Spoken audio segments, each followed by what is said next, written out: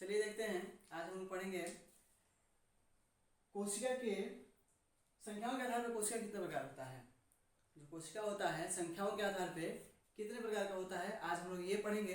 ठीक है, तो देखिए कोशिका जो होता है संख्या के आधार पे दो प्रकार का होता है। एक होता है एक कोशिकीय, दूसरा होता है बहुकोशिकीय।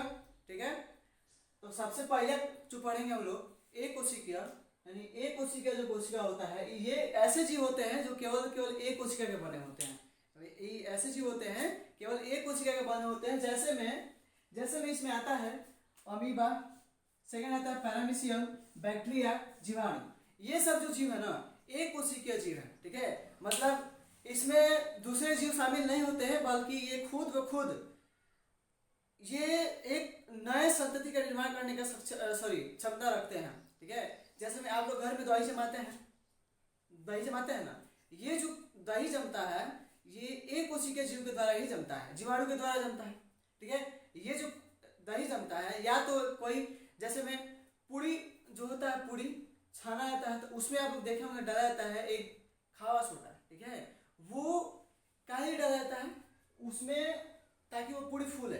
ठीक है, उसमें भी जो वो डाला जाता है ना खावा सोडा, उसमें ये एक कोशिकीय जीव होते हैं। ठीक है, जिससे क्या होता है, ये एक कोशिकीय जीव होते हैं, वो क्या करते हैं मतलब एक शरीर से अनेक जीव बनाते हैं, मतलब अपने शरीर से अनेक जीव बनाते हैं। जैसे में अगर दही जमा रहे हैं, ठीक है अभी बताए हैं, जो दही जमाते हैं तो सुबह में थोड़ा सा उसमें से अगर दही में से निकाल के और फिर दूध में डाल दिया जाता है तो थोड़ा सा से ही ज़्यादा हो जाता है ना। तो वो जो दही में जो जीवाणु होते हैं वो क्या करते हैं, हमारे दही को जमाते हैं। ठीक है, थोड़ा सा मात्रा होता है लेकिन ज़्यादा मात्रा में वो क्या करते हैं, एक नए ज़्यादा मात्रा में संतति का निर्माण कर देते हैं। उससे क्या होता है कि दही जम जाता है। ठीक है, आज समझ में। तो चलिए देखिए, उसके बाद आता है बहुकोशिकीय जीव। बहुकोशिकीय जीव मतलब एक ऐसे जीव होते हैं, ये ऐसे जीव होते हैं जो अनेक कोशिकाओं से मिलकर बने होते हैं। ठीक है, ये ऐसी कोशिकाएं होती हैं, ये ऐसे जीव होते हैं जो क्या करते हैं, ये बहुत सी कोशिकाओं से मिलकर बने होते हैं। फर्स्ट जैसे में कि फंजाई पादप पेड़ पौधा है, ये भी क्या है, इसमें भी अनेक कोशिकाएं मिली होती है, जिससे क्या होता है पेड़ पौधा का निर्माण होता है। उसके बाद आता है मनुष्य अन्य जंतु। ठीक है, मनुष्य हम भी हैं, मनुष्य भी हैं, जैसे में मानव है, ये लोग भी क्या है, हमारा जो शरीर बना है ये भी कोशिका से मिलके बना है। ठीक है, बहुत सारी कोशिकाओं से मिलके बना है।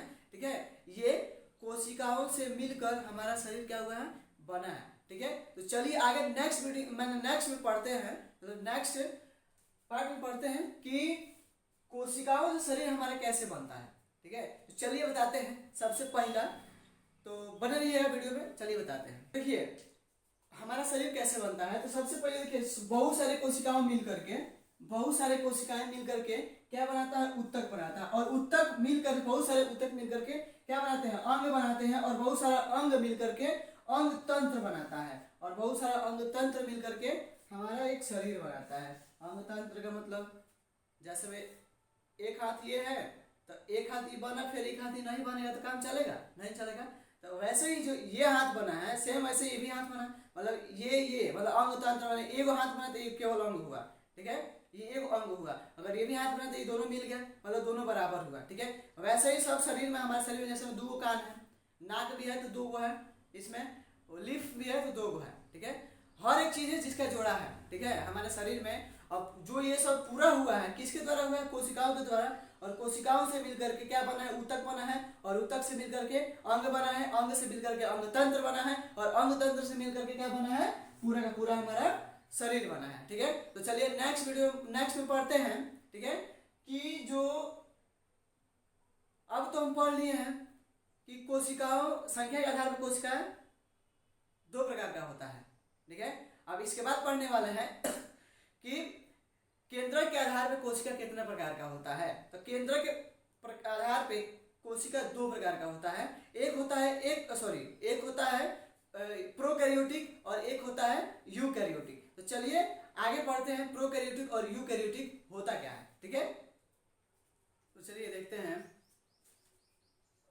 केंद्रक के रचना के आधार पे कोशिका दो प्रकार का होता है। एक होता है यूकैरियोटिक और एक होता है प्रोकैरियोटिक, जिसमें हम सबसे पहले लिखा है प्रोकैरियोटिक। ठीक है, प्रोकैरियोटिक की संरचना कैसी होती है, तो प्रोकैरियोटिक संरचना ऐसी होती है, जो ये प्रोकैरियोटिक जो संरचना है ये आंतरिक संरचना यानी अंदर की संरचना है, ठीक है। अब इस देखिए इस संरचना में सबसे पहले यहाँ आता है फ्लैजेलम, ठीक है। इस वाले भाग को क्या कहते हैं, फ्लैजेलम, ठीक है। और ये जो है इस वाले भाग को हम कोशिका भित्ति कहते हैं, ठीक है। ये जो ये अंदर वाला जो ये आंतरिक भाग है इसको हम कहते हैं कोशिका भित्ति, ठीक है। उसके बाद वाला देखिए यहाँ पे एक झिल्ली है, ठीक है, एक झिल्ली टाइप का एक परत है, ठीक है। इसको क्या कहते हैं, कोशिका झिल्ली, ठीक है। इसको क्या कहते हैं, कोशिका झिल्ली कहते हैं। उसके बाद एक गोलाकार, ठीक है, इस गोलाकार टाइप का है ये, ठीक है। इसको कहते हैं डीएनए, ठीक है, इसको कहते हैं डीएनए। तो आप इस क्वेश्चन है डीएनए का फुल फॉर्म क्या होता है आप लोग कमेंट बताएंगे, ठीक है।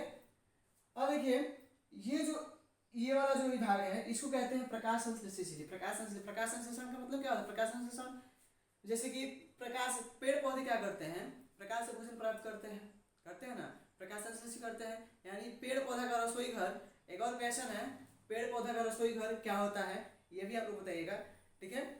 तो चलिए आज का जो वीडियो था इतना ही था, मिलते हैं फिर नेक्स्ट वीडियो में यूकैरियोटिक के साथ। Thank you for watching this video.